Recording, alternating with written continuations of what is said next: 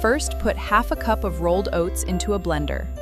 Blend for 10 to 15 seconds to make them finer. Now, add 1 sliced ripe banana, add 1 tablespoon cocoa powder and 1 tablespoon peanut butter. Pour in 1 cup milk and add vanilla extract. Finally, add Greek yogurt. Add ice cubes. Add a little honey or maple syrup if you want it sweeter.